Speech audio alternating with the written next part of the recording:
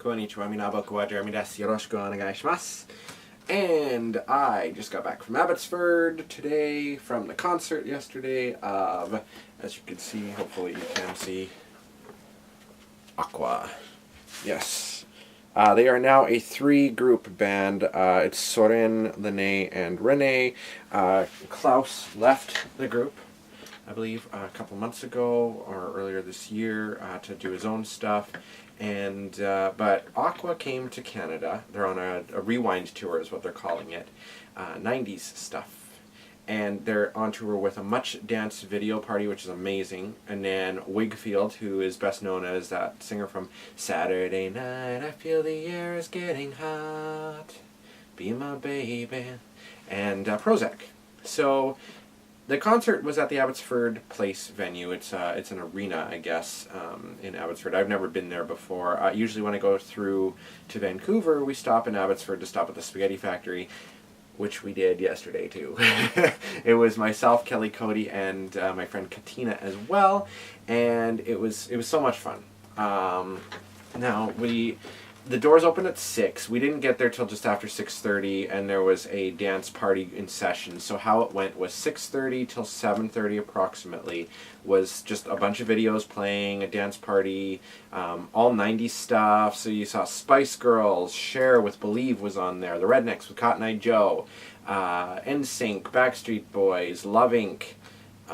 Just it was insane. The nostalgia factor was just like boom, boom, boom, all this stuff coming up at you.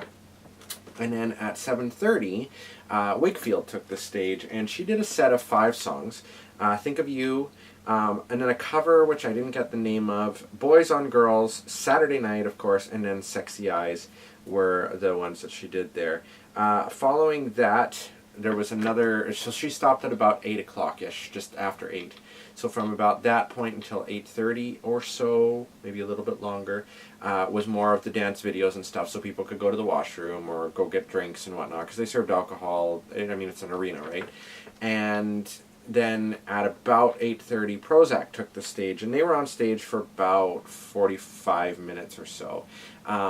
Now, when Whigfield was on stage, she did kind of like what I do. There was no video stuff. I sometimes incorporate video in my performances, but she was up on stage by herself, basically, with her instrumental playing. She was really interactive with the crowd, wearing this, like, black kind of latex costume, which reminded me very much of Senmei, which is the mascot for Anime Revolution, actually. That's all I could think in my head is, oh, she looks like she's wearing the same thing as Senmei is.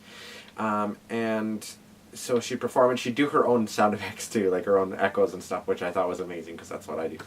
And then PROZZAK took the stage, and theirs was very neat, because it was like a long medley of their songs. They did about 12 of them.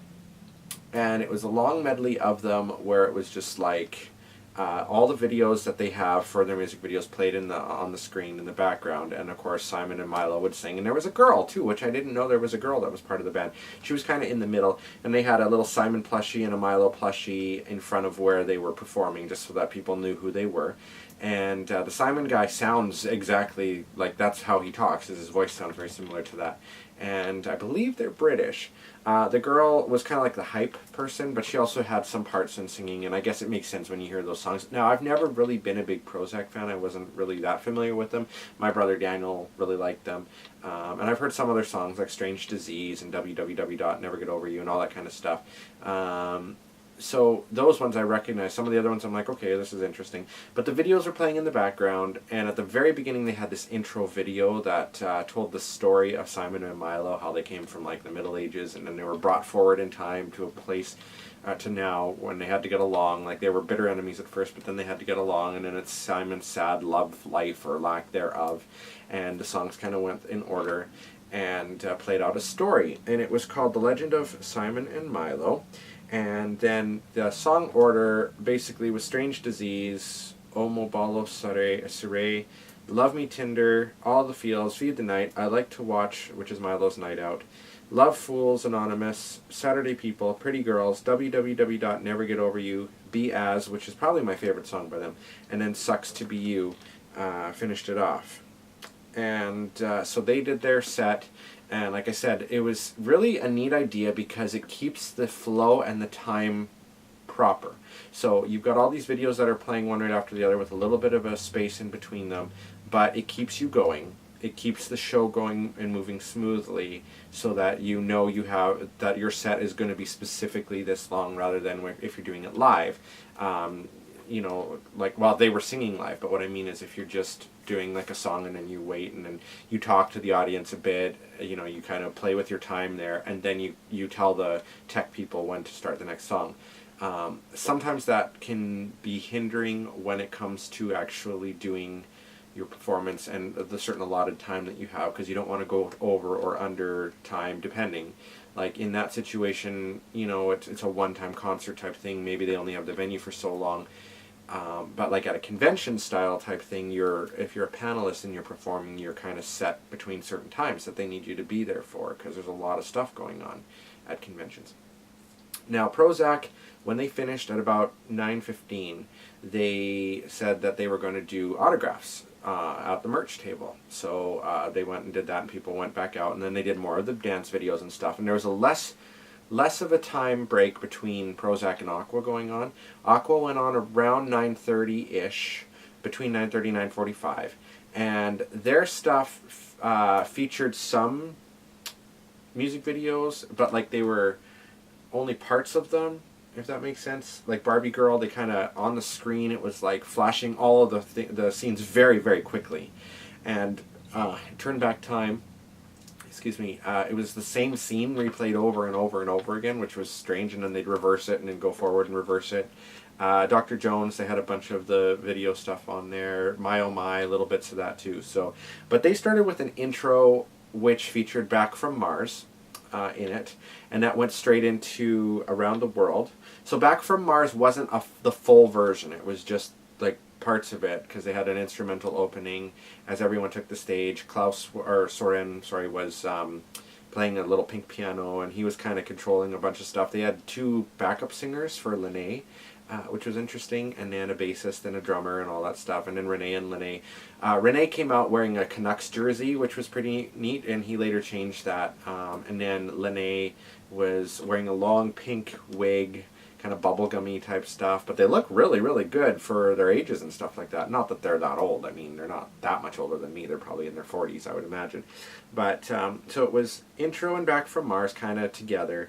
Around the World, Happy Boys and Happy Girls, My Oh My, Good Morning Sunshine, which has never really been one of my favorite songs. From that, they went into Barbie Girl.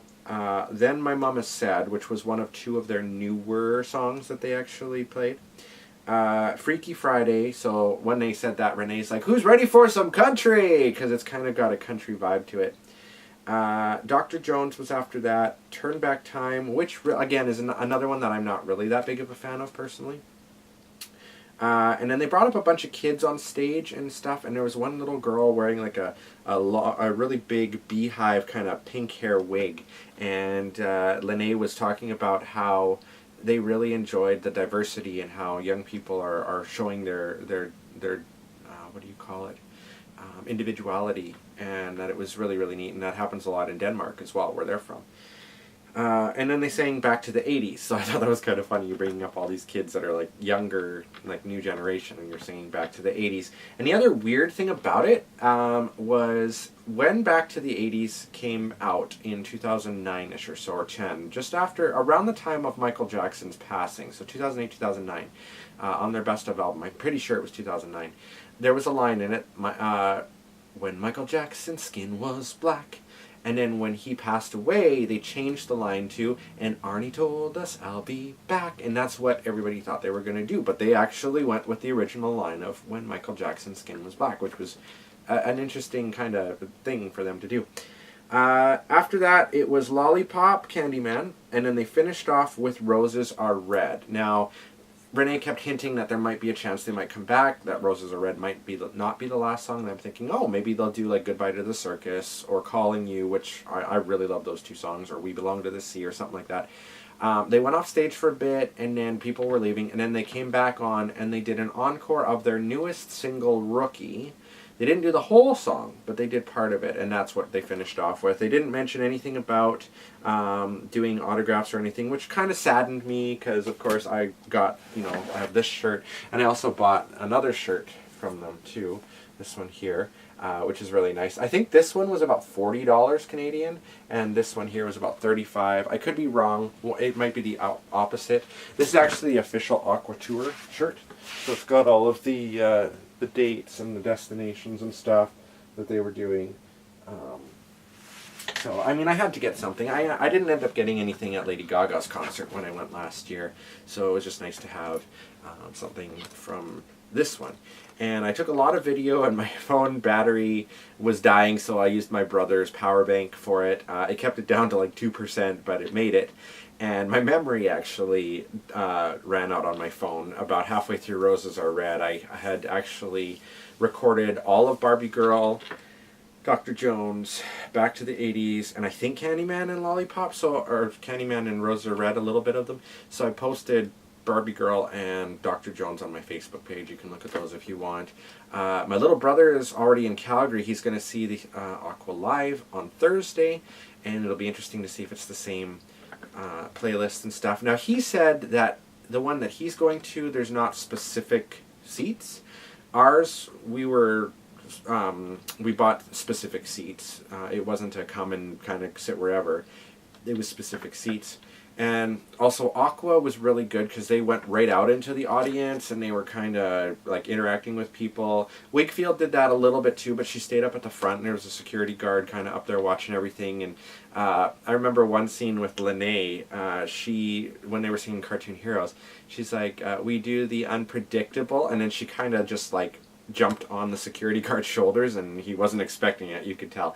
And he kind of walked forward with her a bit, and but they were really interactive with the crowd, and they went like right out into the floor area. And at one point, I think it was during Dr. Jones, Renee is like leaning over the gate, like they had a little gated off area, and of course the crowd's all excited and trying to touch them and talk to them, and he's like, please don't touch my balls, like that. It's just or like a warning kind of thing like that. So it's you know, I guess that kind of thing happens. You get groped if you're a guy, or maybe even groped like breast area if you're a girl and stuff. But it was a really, really good concert. Lots of all generations there, young, old, and stuff. They did swear a lot. Like, they said the F word a lot. All three did. Whigfield, and then the girl from PROZZAK, and then Renee was swearing a lot, and Lene kind of let a few swear go as well. And then at the end, she said she was going to go smoke a doobie. So, I mean, it's BC, what could you expect? So, but overall, it was an amazing show. It was very loud. My ears were just ringing afterwards. So if you are going to see the show at a future concert date, you might want to bring some kind of ear protection because it's very loud, at least from where we were. But it was totally worth it, and I absolutely enjoyed every moment of it, and getting to hang out with Katina, albeit short time. That was fun, and of course Cody and Kelly came with me, just like they did last year for Lady Gaga, and we stayed at a little Best Western Inn in Abbotsford, so it was amazing. So if you get a chance to check it out, you should. Hopefully they'll release a tour DVD. That would be amazing. We'll see what happens, and I really want to hear more music from Aqua, especially. That's what I went for. But hearing stuff from Whigfield was really, really neat too, so I'll have to look more into her. But definitely Saturday night, you know, from Dance Mix 95 back in the day, just that was nostalgic. That got the whole thing going, and it was amazing. So anyway, thank you for watching. As always, I still have to do an AR trip video. I haven't done that yet, but I will get around to it, and I'll post it when I get a chance to.